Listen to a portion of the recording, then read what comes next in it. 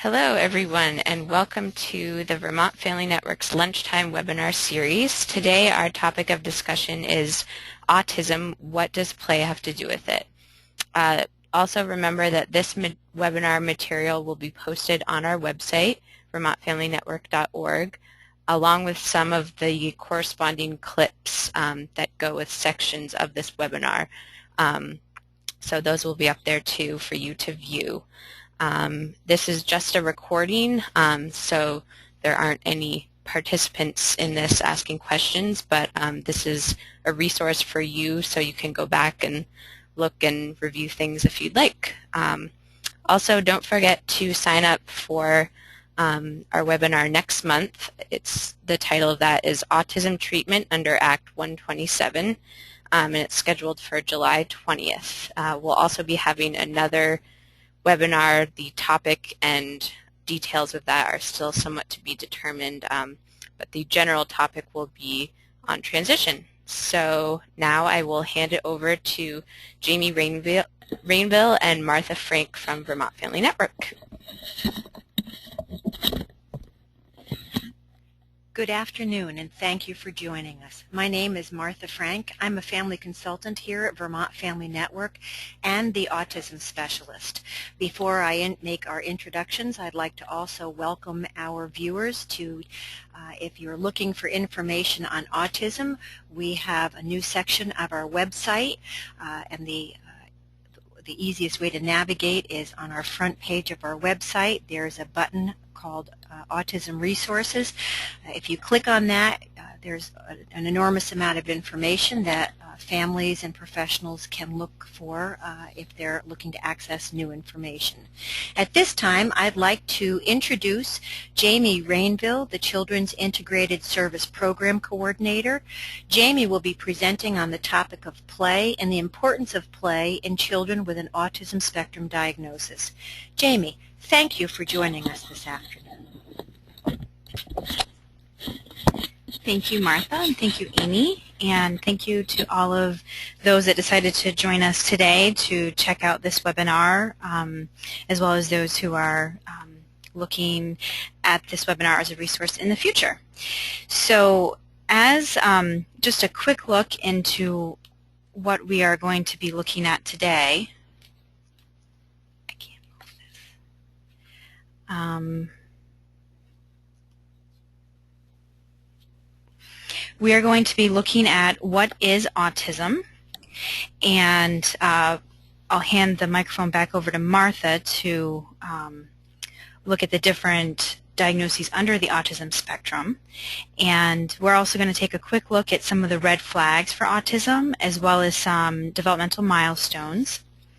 And we will take a look at different types of play. Thank you, Amy. And why play is important. And then we'll take a look at how communication, social, emotional, and joy and attention is tied into play. We'll also take a look at some strategies and games for playing and how to become an active player, as well as show you where we have some resources listed. And this presentation is designed for those that are looking for a little more information on play and strategies. Play is a huge area in a child's development, and a whole day could be spent talking about play. So this is really intended just as an introduction and a brief overview, and I hope that you're able to pull a couple things that you'll find useful to either the work that you're doing or in play with your child. Autism spectrum disorder is a neurodevelopmental disorder, and the information I have here is taken from the National Institute of Neurological Disorders and the DSM-4. So neurodevelopment disorder really just means that the pathways in the brain are wired a little bit differently. So this may mean that the child may acquire or react differently to the information that they're receiving and processing. We know that autism impairs social interactions, communication, and there's oftentimes a repetitive or stereotyped patterns of behavior. Prior to the age of 3, we look at symbolic or imaginative play, how a child is doing with toys and functional use of toys. We know that autism affects 1 in 110 children, and depending on where you look, I think that it's even 1 in 100 now. Boys are 4 times more likely to have autism than girls, which is about 1 in 70 boys. And as with any child, every child is different. The way a child with autism thinks and learns and experiences the world is going to differ from the next child with autism. And autism is considered a spectrum disorder, and abilities will vary. And I'm going to hand the microphone back over to Martha to take us through the 5 diagnoses that are currently falling under the autism umbrella.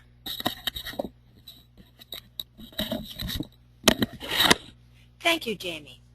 There's a great deal of information available on autism, and I'd like to give a brief overview for folks on the autism spectrum. When we talk about autism, we often hear the phrase autism spectrum disorders or pervasive development disorders. The word spectrum is used to describe a wide range of diagnoses and several diagnoses that fall within this spectrum. A child with autism or autistic disorder has impaired social interactions, communication difficulties, and develops stereotyped behaviors and interests. Asperger's syndrome is a milder form of autism and is similar to autistic disorder, except that children with Asperger's disorder do not have delayed or impaired language. Compared with classic autism, children with Asperger's syndrome usually don't show any signs of major cognitive difficulties. Their IQs fall within the normal or even superior range, and they exhibit few, if any, delays in speaking. They also generally hit most of their milestones within reasonable time periods. Because of this, some describe children with this condition as high functioning or as having a mild form of autism, at least compared to others on the spectrum. If a child doesn't meet the criteria for either of these conditions, they are often identified as having PDD-NOS. That stands for Pervasive Development Disorder Not Otherwise Specified. If a child has symptoms of either of these disorders but does not meet the specific criteria, that is what the diagnosis is called. Other very severe disorders that are included in the autism spectrum disorders are Rett syndrome. This is a rare disorder affecting almost exclusively females. The prevalence is 1 out of 10,000 to 15,000. After a period of normal development, sometime between 6 and 18 months, autism-like symptoms begin and regression occurs in delayed language, poorly coordinated gait, and loss of purposeful hand movements and social engagement. Lastly, childhood disintegrative disorder. It is also very rare and affects more males. Symptoms may appear by age 2, but the average age of onset is between 3 and 4 years of age. Following 2 years of normal development, the child loses acquired skills. If you'd like more information on autism spectrum disorders, again, I invite you to visit our new autism web pages on the Vermont Family Network. Now, back to Jamie. Thank you, Martha. So let's take a look at some of the red flags for autism. This information was taken from Autism Speaks, First Signs, as well as the DSM-4. So some things that we're looking for with kids that have autism, a red flag for autism is when a child does not smile when smiled at, or a lack of sharing joyful expressions. Also, if a child is not sharing the back and forth sounds, there's a lack of babbling, similar to how we would all converse with another person. Somebody talks and then waits as the other person talks. It's similar in babies and in small children. It starts with babbling and then moves on to a few words. So we would just be looking for the back and forth, whether it's sounds or babbling. Another red flag is a lack of gestures, such as pointing, waving, reaching, or holding items up to show. And also, when a child does not respond to their name. Oftentimes with kids that have autism, you're finding yourself calling their name repeatedly, having to stomp on the floor to get their attention, using a gesture or a visual or another word to kind of grab their attention. Another red flag is little interest in peers and also if a child is engaging in repetitive play or body movements. We also see a delay in speech or repetitive speech, as well as a lack of imaginative play. If a child is not imitating sounds or actions, or they're hard to motivate, those are also other red flags, as well as a lack of eye contact, or not looking at others or sustaining a look. And then if there is ever a loss or regression of speech or social skills at any time, that could also be another red flag for autism. So it's, I think, important to remember that you as a parent or caregiver are the expert when it comes to your child. So if there's any concerns at all, certainly speak with a pediatrician as soon as possible. Research supports that with early intervention, the outcomes later in life are better. So I do have a clip that I thought really summarized all the red flags and things to look at, and it's actually it's a Howcast YouTube video done by Canadian researchers. And if you go to the VermontFamilyNetwork.org website under webinars, you will be able to access these clips, and there'll be a few more later to come in the webinar. But for now, if you could push pause on the webinar and go to the website, click on clip 1, you will be able to access a really nice summary of all the red flags.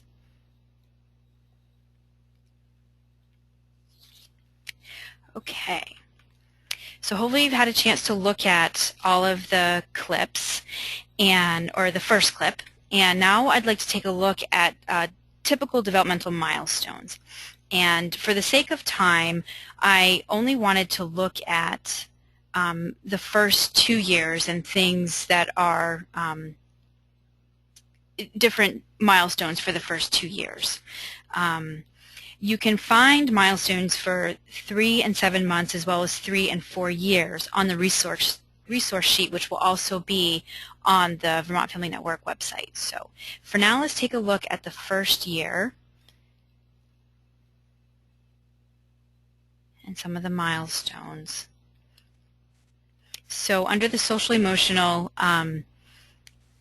at the first year, we're typically seeing that kids are shy or anxious with strangers. They may cry when mom or dad leaves. They enjoy imitating people in play, and they are starting to show preferences for certain people and toys. They're finger feeding. They're repeating sounds or gestures for attention, and they're helping to get dressed. Under cognition, we're seeing that they're exploring different objects, shaking or banging. They're able to find some hidden objects, and they're looking at pictures when the image is named, and they're also imitating gestures. And then they're beginning to use objects correctly, so drinking from a cup or brushing hair, things that they're seeing other people do. Under language, we see an increased attention to speech. They're responding to no. They're babbling with inflection, and they're maybe saying dada and mama, and they're trying to imitate words. For movement, they're crawling forward on their belly. They're creeping hands and knees. They may be pulling themselves up to stand. And then under hand and finger skills, we're seeing that they're using a pincer grasp. They're banging two objects together. They put objects into a container and take objects out of the container. They may poke with the index finger or tries to imitate scribbling. So these things are all important to just kind of have a reference as to where a child should be at the age of 1. And it's all going to tie into how that plays into play. When we take a look at that in a minute. Under 2 years, we see, under the social emotional category, imitating the behaviors of others, especially adults and older children. They're excited about having other kids around. They are showing more independence as well as some more defiant behavior, and They're able to sort by shapes and colors. They begin some make-believe play, and they're starting to use 2 to 4 word sentences, and they're following simple instructions, and they may repeat words that are overheard in conversation. So watch out what you're saying at this age. Under movement, they're starting to walk. They may pull a toy behind them, kicking a ball, climbing onto furniture, walking up and down stairs without holding on to support. And then under fine motor, they are scribbling on their own. They're turning the container over to pour out the contents. They're able to build towers of 4 blocks or more. And they might start to show a hand preference at that age.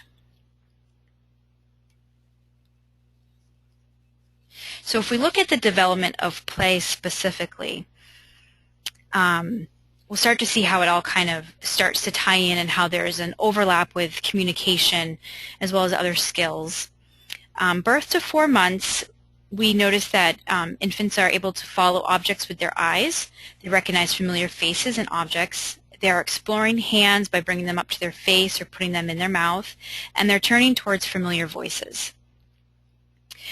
Between the ages of 4 to 7 months, they're enjoying social games like peekaboo. They're bringing toys to their mouth for more exploration, and they enjoy looking at themselves in a mirror. Between 8 to 12 months, children are making recognizable sounds. They may say like ma, or they imitate a sound that you say. They're using gestures. They enjoy and will reciprocate games of peekaboo. They imitate actions such as holding a phone to their ear or the cup to their mouth. They're exploring objects through shaking or banging, and they may cry when a caregiver leaves. Between 13 to 24 months, children enjoy playing with such things as household items like wooden spoons, cardboard boxes, or containers. So if you're able to clean out some yogurt containers and put those on the floor with a couple spoons, your child would most likely enjoy playing with those things. They also enjoy books, balls, simple puzzles, stackable cups, dolls, and blocks. They like to watch other children. They're interested and they're curious, but they may not always join in at this age.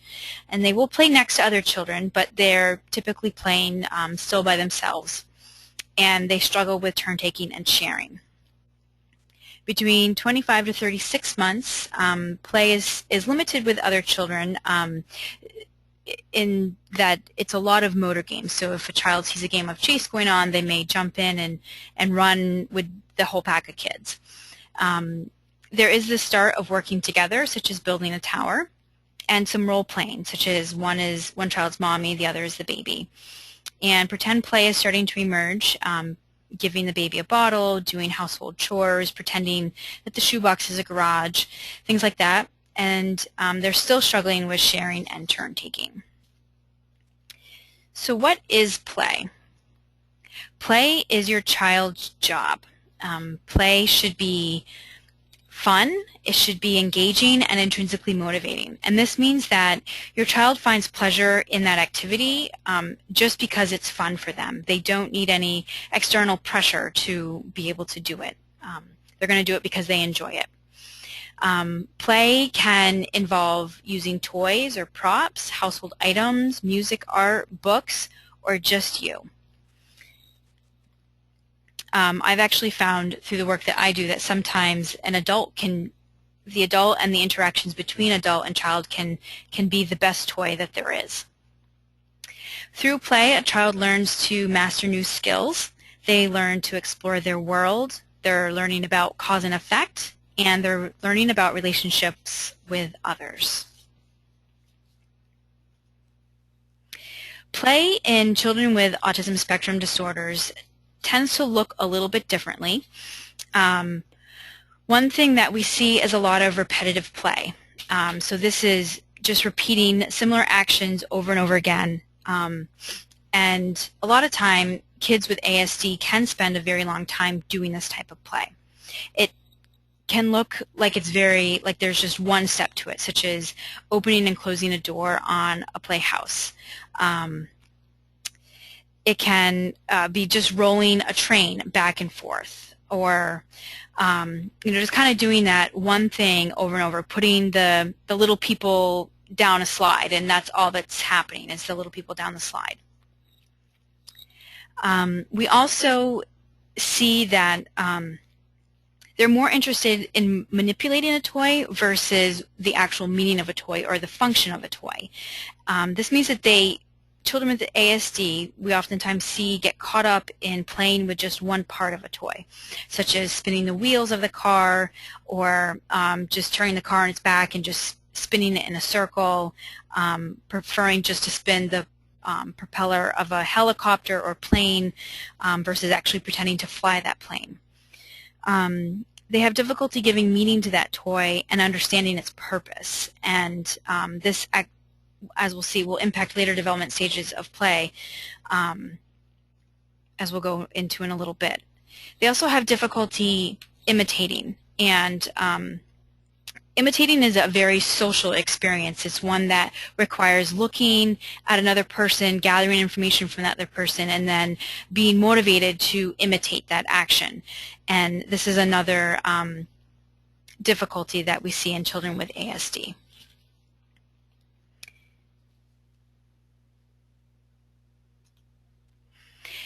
Some of the developmental levels of object play. The first that we'll talk about is exploratory play. This is simply exploring the objects orally or manually. So oftentimes we see babies putting toys in their mouth or taking a rattle and just kind of shaking it or banging it on a surface. This is where children are learning about the toys and they're learning about cause and effect. Children are gaining information during this stage. During relational play, children are manipulating two or more objects that are used in relation with one another. And this is without regard to their attributes or the function of play. This is where kids will begin to stack, they'll pile or nest objects. They're learning that, the actions of putting in or out or building up and crashing down, things like that. Functional play is very simple pretend play. It's using objects for what they were intended for. So for example, feeding a baby with a spoon or pouring the teapot into the teacup. It's making the objects do what they were intended to do. And children learn to name objects and make connections between objects through this kind of play. So they learn that the pot is called a pot and the stove is called a stove, and that the pot goes on the stove. And children with autism spectrum disorders are likely to have some difficulty at this stage because they oftentimes lack the social connectedness, which is what I was just mentioning before as far as the imitation. They're not able to watch others and learn from what others are doing with those objects more often than not. And I say this hoping that you'll realize that each child is different. Each child is going to learn differently. Some kids are going to make it just fine to this play, and others are going to need to spend a little bit more time exploring and learning about relational play before moving on to other levels of play. The next level is symbolic play, and this is using one object to symbolize another. For example, using a hairbrush as a microphone or using a block as a cookie. The child may pretend to do something with or without the object, or with an object representing another object. So they're basically symbolizing one thing for the other. Pretend play is expressing their ideas and feelings about the social world through actions and role-playing.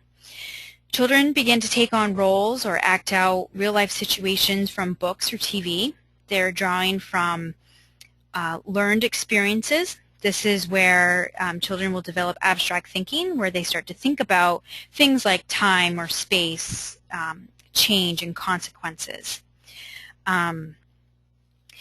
I think it's important to expose a child to many different kinds of opportunities, and really start where that child is interested. If they really enjoy fire trucks, they have a passion for fire trucks, go to the fire station and take a tour and talk to the firemen and, put the hat on. And then when you go home, act some of these things out and have fun with it. you can do that with anything. If they like cars, you can go to the garage. If they like swinging, go to the park. Read books and act out things that happened in a story. So all these real life situations is, kids can start to pull from those experiences. One thing that I'm not going to go into today, but is equally as important to all the other levels of play is peer play. I think that peer play in and of itself has its own levels and is equally as important developmentally, but for the sake of time I didn't touch on peer play just because I wanted to focus on play interactions between the caregiver and child. So the question is, how can we help our children move through these levels? And I think one important place to start is through social play. Through social play, we try to engage that child. If they are engaged socially, they are going to be able to relate to another person, and in turn, they're ready to communicate. They're ready to work on play and cognitive techniques. They're able to gain information as well as learn from others. Jamie, is this the beginning of building blocks for understanding perspective taking in communication? That's a good question, and I think that it is. We certainly want children to be gathering information from other people, and they do that from watching and observing what other people are doing, and they're learning about gestures, they're learning about body language, they're learning to be able to read other people even if they're not understanding all the words that are spoken.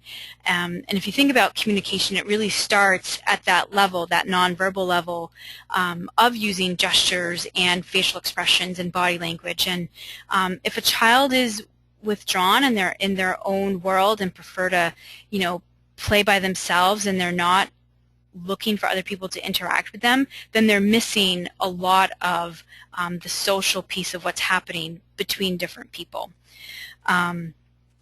I think that we can certainly learn a lot from others just by watching and doing. I can tell if you're mad at me because you're going to have an expression on your face that tells me that you're mad, or I can tell if you're bored because your body language is probably going to tell me that you're bored. So I think that there's a lot of cues that are sometimes missed by kids on the autism spectrum because they have difficulty relating and engaging with other people socially. So some tips for social play. One thing to remember is that I think almost anything can facilitate social interactions. It could be a toy, it could be an activity, it could be a piece of string. It doesn't matter what it is, it's all about the technique. It's all about, are you able to capture the child's attention and keep a sustained engagement going? Another tip is to be silly. Use your affect. Things like, trip over your own feet. Whatever it is that can kind of grab their attention and get them looking at you. I think one thing to remember about, I say be silly, it's important to watch the child's arousal level. Some kids become overstimulated, or they may become very ramped up with a lot of affect or too much rough and tumble. Then you have a child that could be running circles around you. So just be aware that some children may be overstimulated. They may have a harder time attending, and therefore they may not be as available to play and to learn. Other kids may be very lethargic. You may see a lot of lying down. They appear to have low energy, may be hard to get them up and moving. And these kids may need more affect. They may need more enticing and energy on your part. They may need a lot of creative drama in the play to keep them interested.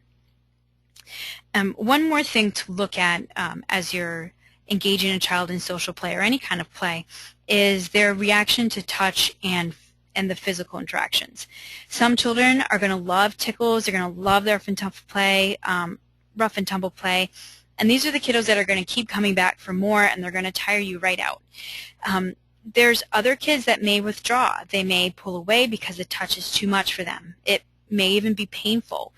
So just try to balance some interactions. Find the balance. We want to give enough so that we're getting their attention and we're getting them engaged, but we don't want to give so much that we've got them overstimulated and they're not able to stay regulated and be ready to learn and to play. Just every child is different. The way that they receive and process information is going to be different. So some try to start out slow and steady and calm. And if that all goes well and you're still needing more, certainly put more excitement and more affect into the play.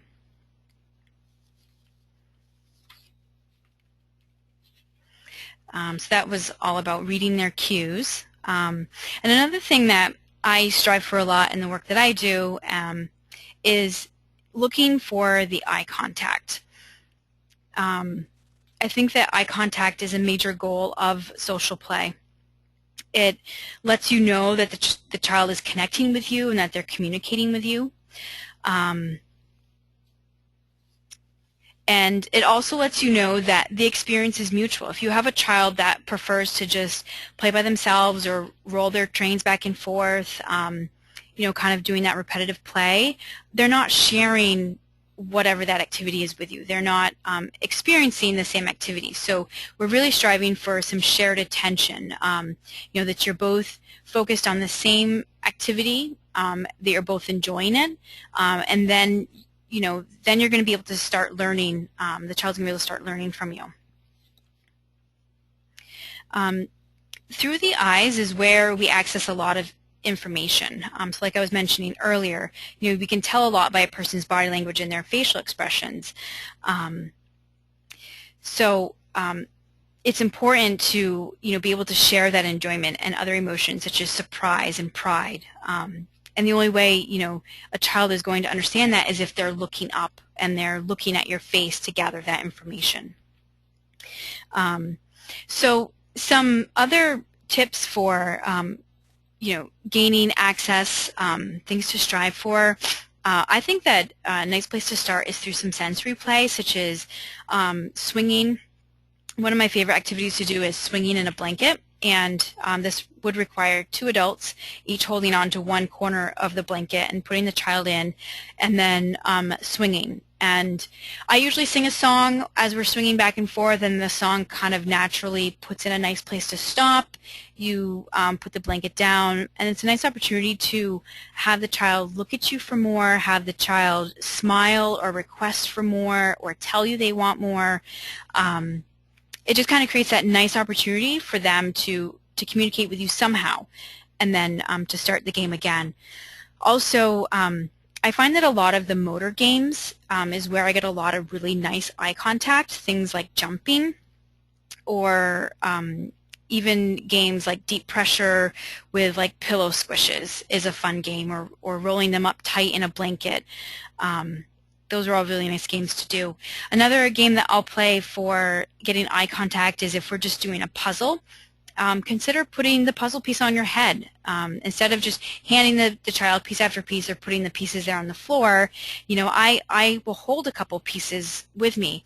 And then when they look in my direction for more pieces, I might hold it up to my eyes, or I might put it on top of my head. And then sometimes be funny, I'll fake a sneeze. I'd be very dramatic about it, and I fake the sneeze, and then the piece falls off, and it's usually a pretty funny game to play. I also really like to use music and singing as a way to gain eye contact. It's a really nice avenue for working on imitation. A lot of great songs like the Hokey Pokey, Head, Shoulders, Knees, and Toes, If You're Happy and You Know It, those all have nice actions to it. And so you can act out the songs. If you're singing, you could try leaving off part of the song to entice them to look at you, or even make up a silly lyric. If the child knows the song really well, try putting in, banana when it's not part of the song, and see, can that grab their attention? Can that get them looking at you and laughing and connecting with you on that level.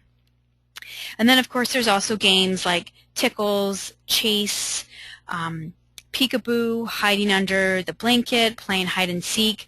Those are all really nice games that don't require a lot of demands. You can really get some nice, simple back and forth exchanges going. And I usually, when I start working with a child or a child that is kind of at the beginning stages of play, I like to start here because it helps us form a nice relationship. It's usually enjoyable, and I don't put a lot of demands until I know that they really like the game and they understand the game, and then I'll up the ante a little bit. But to start, it's usually fun with low demands. So I think the big thing here is engagement.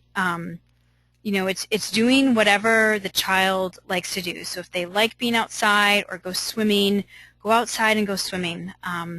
We want to meet them wherever they're at and wherever they're going to be motivated. If you go outside and go swinging, it's a nice opportunity to do stop and go games or just having fun. So with engagement, the idea is that we build up the interactions. So we've got a nice relationship going with the child. We want to work on the circles of communication. So this is the back and forth exchange that I had mentioned earlier, as far as babbling or just using words or communicating. So it would be if I open a circle, I'm going to, I might say, look and point, and the child will then follow my point, see it, and turn back to me, and they might smile, they might comment, but regardless, they've looked back to me and they have closed the circle. So then it's up to me to continue that conversation, to continue that circle. So usually when I'm starting with a child or they're in the beginning stages, I'm taking anything. I'm taking a word, I'm taking a gesture, I'm taking eye contact or a smile. I even take when they walk away. That's telling me something. That's telling me that they're interested in something else, or that they have, maybe the interaction was too much. It was too much for them to handle, things like that. Another way to try to work on engagement and to work on the interactions is to playfully obstruct.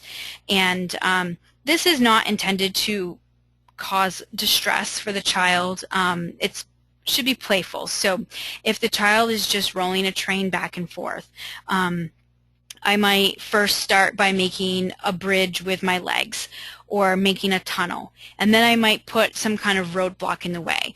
And the idea of this is to grab the child's attention, to get them to look at you or to tell you to move your hand away. Whatever it might be, we're just kind of adding that obstacle so that we can get some kind of communication going with that child. Another strategy is to play dumb. This is, if I'm doing a puzzle, I might pretend to put the piece in the wrong puzzle slot.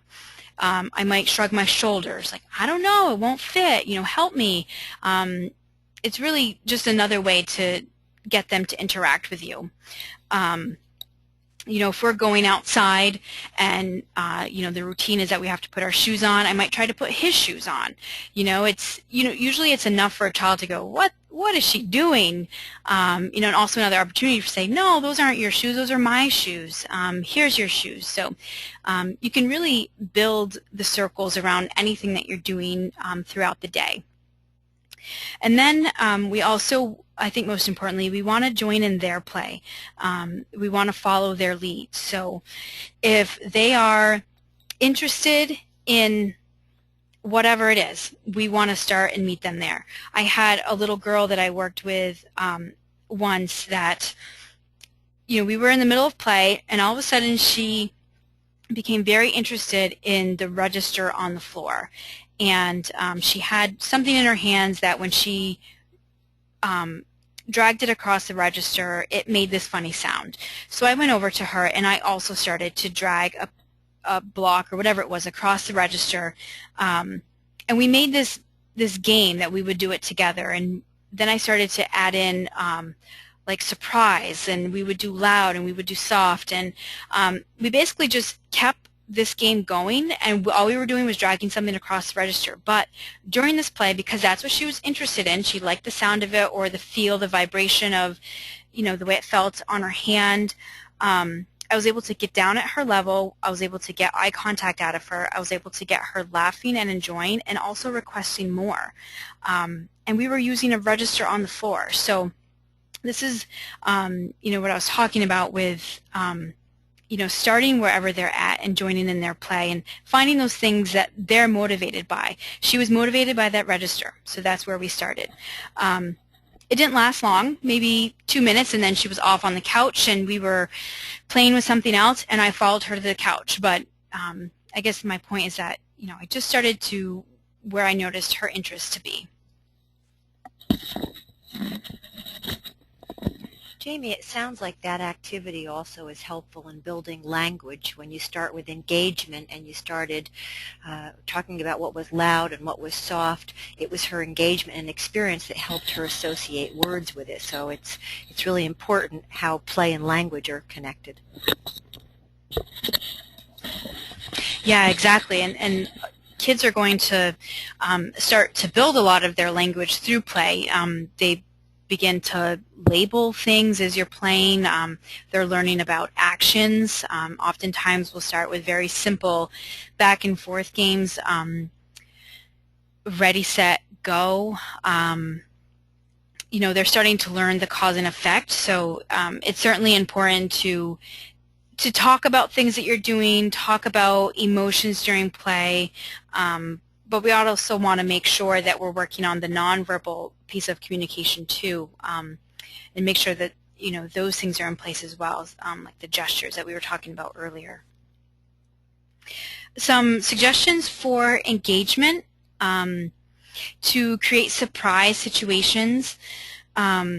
Things like sound effects, hiding under a blanket, playing games like peekaboo, or playing games like hide and seek.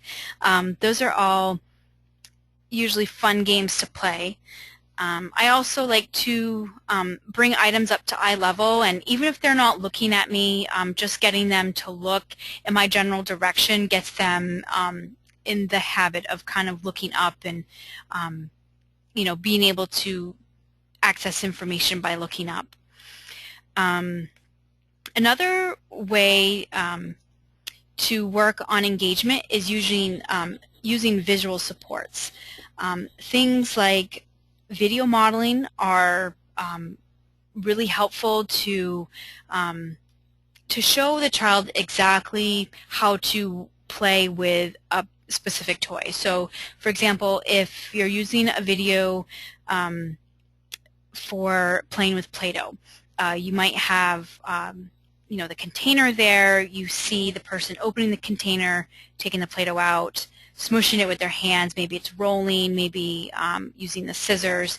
So it's kind of a step-by-step on video that the child can watch and then be able to actually follow the video along with actual Play-Doh. You can also use pictures to help sequence how to play with objects. So, you know, if you're playing with the farm, you might have a picture of the animal sleeping, then the animal eating, then a brush for the animal. So basically how to play with the farm, but using pictures to help sequence those things all together. So if you wanted to access more information on visual supports, you can pause this webinar and go to the VermontFamilyNetwork.org website. Click on clip 2. This is another YouTube video. It's an example of video modeling, and one thing that I would just suggest as you're watching it, it's a really fast video. So if this was anything that you were doing, I would suggest slowing the video down, giving the child more time to be able to follow along. And these videos are just trailers, so they're just really quick little clips. And you're also going to notice that The stages of play are labeled differently. They're all, meaning the same thing. They're just called something different depending on who, you're talking to. So if you go ahead and pause this now and click on the clip 2.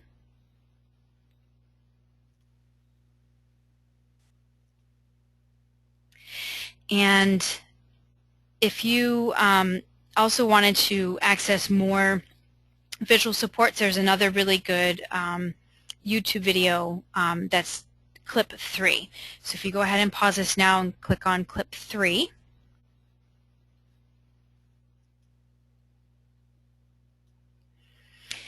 So hopefully you have a better understanding after seeing those videos as far as what video modeling looks like. Another way to add more supports is using sign language, and this is just an additional cue. Signing actually helps language development, so it might be another thing to consider when you're playing. Things like I'll often use the sign for go, which is just a pointer finger straight up in the air, and then you're bringing your arm straight down. And I really like to try to build anticipation when playing with a child and doing things like ready, set, go, because you can do, if you're working on reciprocal play of rolling a ball back and forth, I have the ball and I say ready, set, and then I might wait for them to look at me, I might wait for them to smile, I might wait for them to say go or sign go. But if I also sign go while saying it, I'm giving one more cue for them to look at and respond to. And then, of course, using words, labeling, talking about what's going on, but making sure that we're not,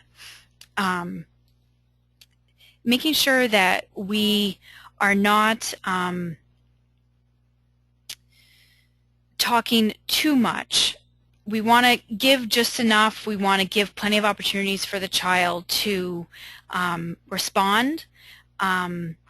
And keeping it, very simple if it's needed to stay simple. So if, we want to make sure the child is understanding and comprehending the words that we're saying. So you may want to focus on just one word, such as if you're building a tower up, just working on up, up, up. So keeping it simple like that, if that's where the child is at. And then another idea for creating engagement and sustaining it is try to imitate what the child is doing. So if the child is interested in tapping on the back of the couch and they're tapping either because it feels good to them or it sounds funny, I might go and start tapping on the back of the couch with them. Once we get this game going, then I may try to change that game.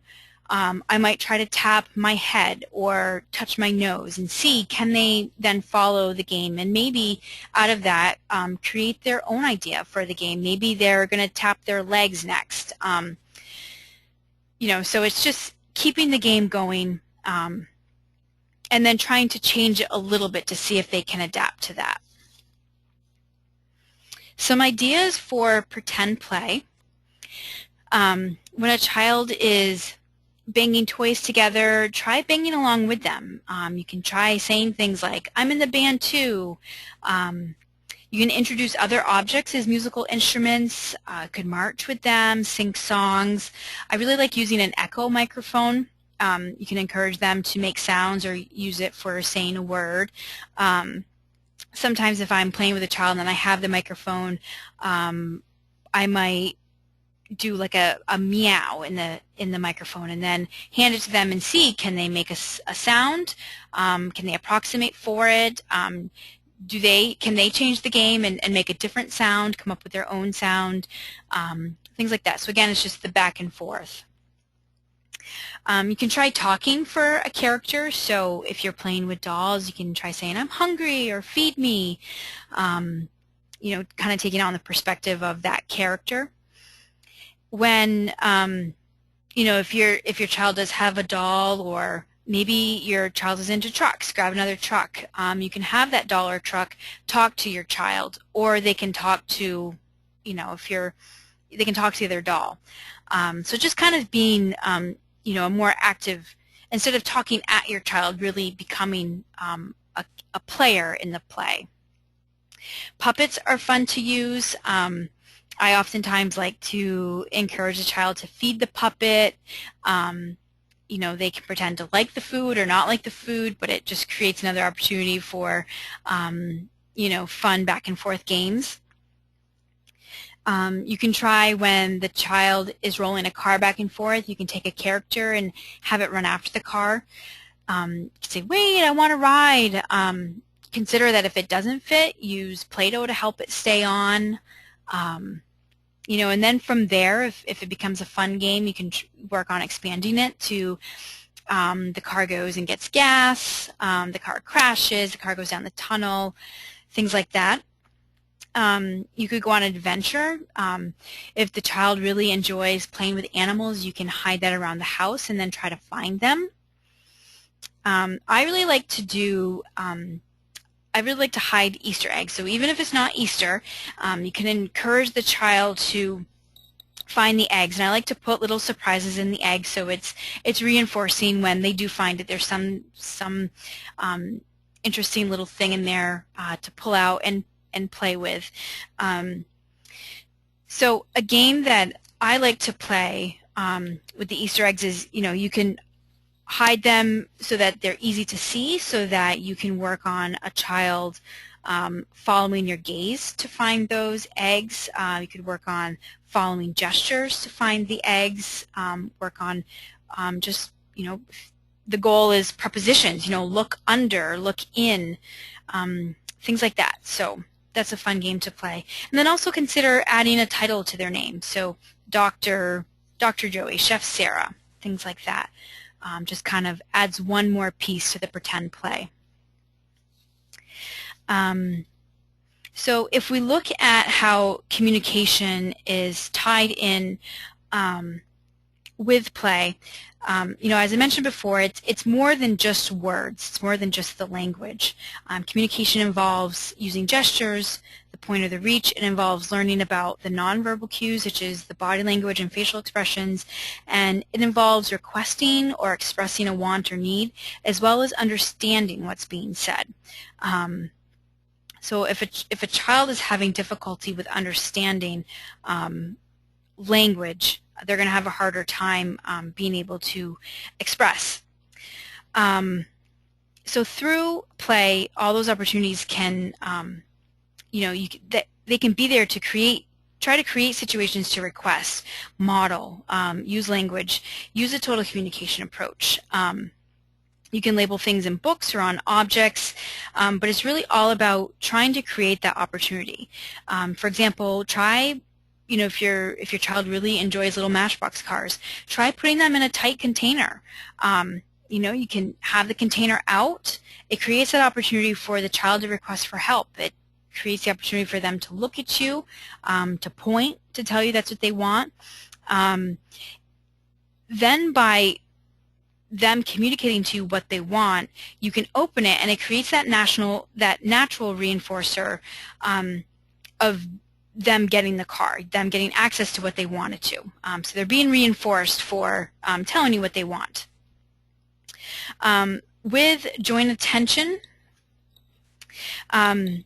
this is the connecting parts of interaction. So when a child looks from an object to a person, or they follow a point to something across the room, they're in tune with what is happening. Or if they point to an item to show, or they hold an item up for you to see, and they go back and forth between you and the object.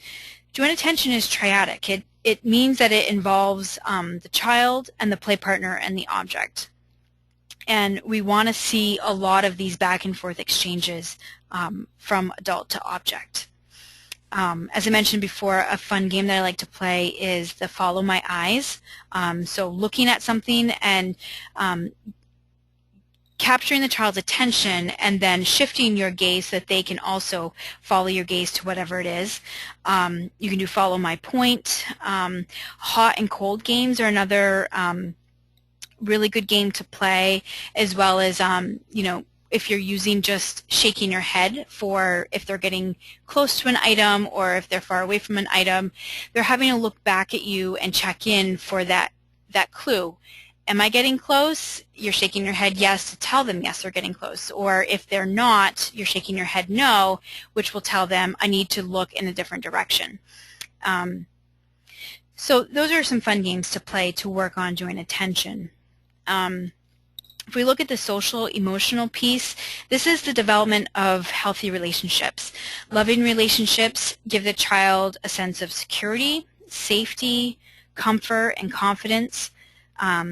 Through nurturing connections, a child learns to communicate their emotions. They learn about problem solving, building friendships, and developing trust, and then learning right from wrong. Toddlers begin to develop self-awareness, which means that they understand that they're their own person, that they're separate from others.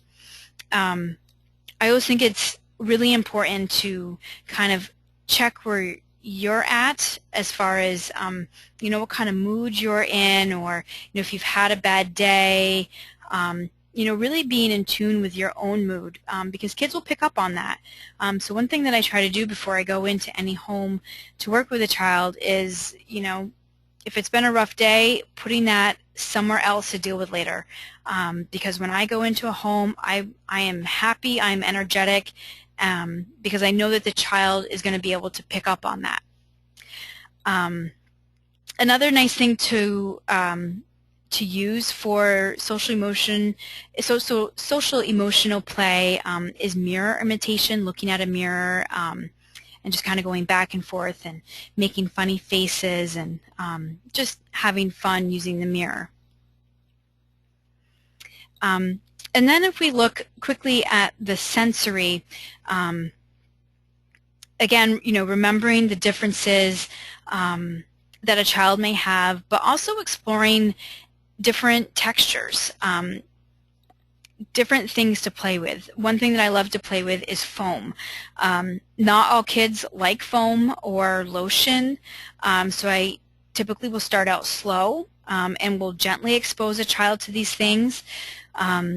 We don't want it to be an adverse, you know, we don't want them to have an adverse reaction to it. So if we get out the foam and I'm noticing a child is really not interested, or maybe they start to gag because it just looks awful, giving them a toy to put through the foam, or using a brush, a tool that they can use so they don't actually have to touch it with their hands. You know, I've played games before where I've had a, you know, if the child really likes cars, I use that as a way to get into some of those other textures. So I might drive the car through the foam, pretend it's going to the car wash. You know, I might put a little bit on the car's front end, ask him to clean it off, or maybe we go to the sink and we wash it up.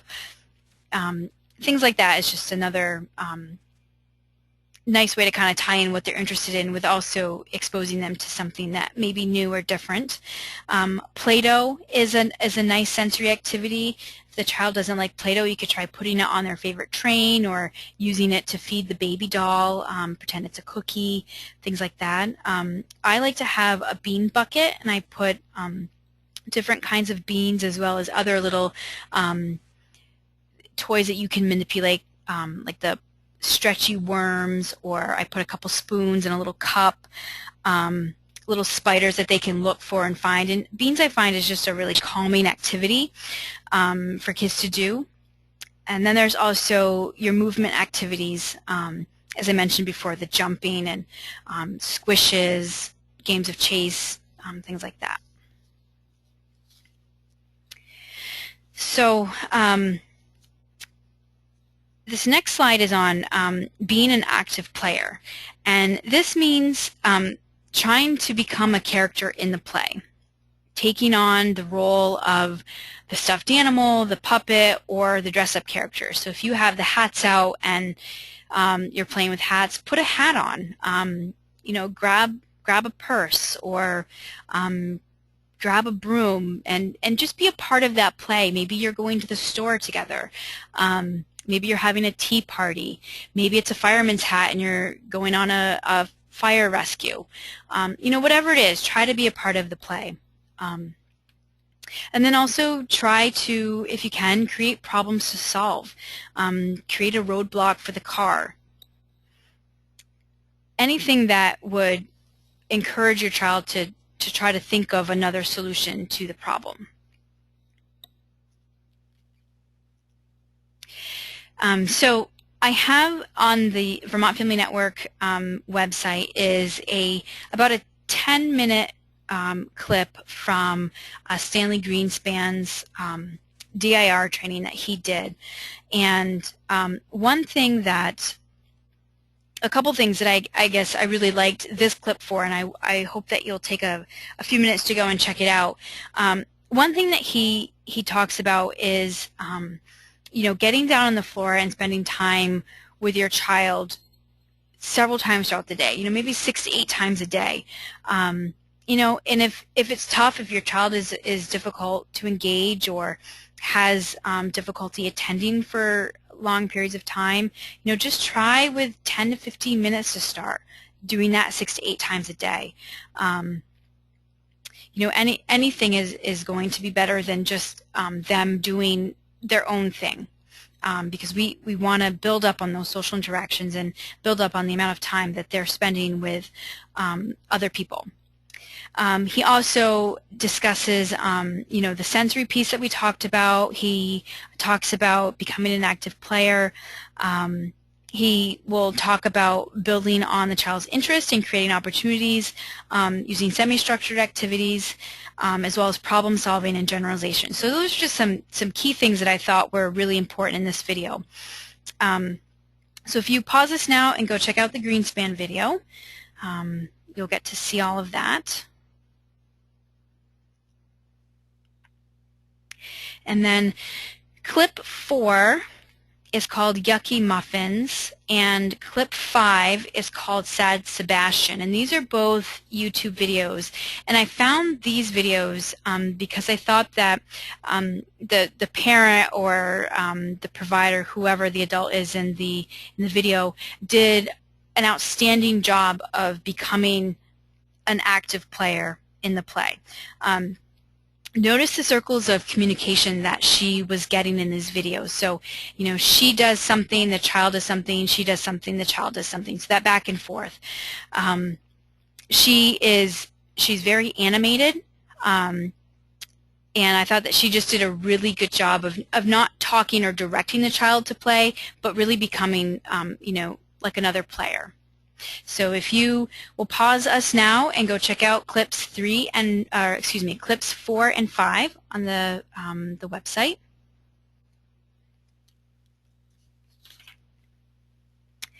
And just to wrap up, some things to remember when playing. Try to get down at eye level with the child. Sit on the floor. If the child is lying down, lie on the floor next to them. We want to try to get at their eye level so that it's easier for them to be able to look. Remember to play with things and items that are going to be motivating to your child. And remember that you are the best toy. Some of the best interactions, the best back and forth exchanges are simply you and the child. Tossing them up in the air if they like that, or giving them tickles. They're going to learn a lot from you, just getting down on the floor and engaging with them. Remember that there's no rules. It doesn't matter what you're playing with or how you're playing with, as long as your child is sharing that attention for that activity, they're having fun, and you're able to get them engaged. Like the example of the register. It didn't matter to me if we were playing with the register. What mattered to me was that I had her engaged, I had her looking, and she was having fun. Just remember to be aware of your emotions, trying to leave a bad day on the back burner if you're going to go and spend time with your child. And try to be an active player. I think it's hard for adults to do this because it's not as natural to us as it was when we were 2 or 3. So really trying to take on the perspective of a child to become an active player when playing. And then most importantly, just have fun when playing with your child. Enjoy it, and that they're going to have fun with you too. So I would also recommend checking out, I have a list of resources, different websites, and I believe there's some books on the resource sheet, and that will also be on the website under the webinar section. So please, if you get a chance, take a few minutes to go and check out those resources as well. There's a lot of really good literature in there, as well as some trusted websites. So I want to thank you for joining us today, and I hope that you found this helpful. And go have fun and play.